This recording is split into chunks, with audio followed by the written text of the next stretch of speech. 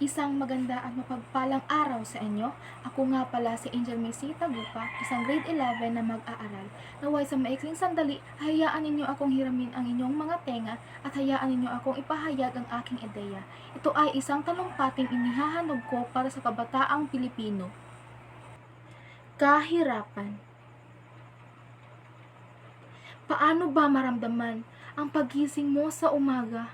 Walang pagkain sa mesa, walang matirhan at walang pag-asa? Paano ba maglakad sa kalsadang puno ng alikabok at basura na may mga pangarap na hindi mo alam kung magiging totoo ba? Sa bawat araw na dumadaan, may mga pamilya, may mga anak na nagugutom, may mga magulang na naglalakad na walang kabuntot na pag-asa. Naglalakbay upang kumita kahit isang kusing upang magtaguyod. Tila ba ang buong mundo ay hindi alam ang kanilang hinagpis?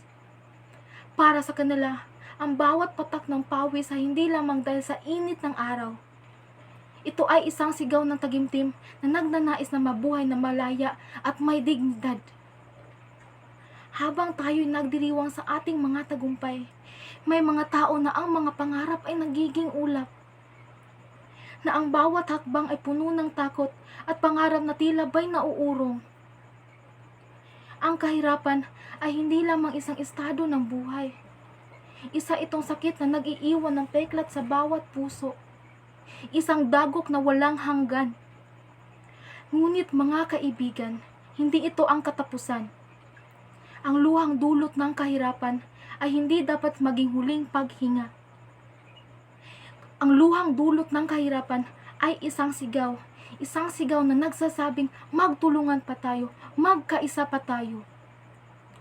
Sa bawat maliit na hakbang ng malasakit, sa bawat kamay na inaalay upang tumulong, matutulungan natin silang muling mangarap. Sa kabila ng dilim, may liwanag na naghihintay basta tayo'y magkasama at magkaisa. Maraming salamat po.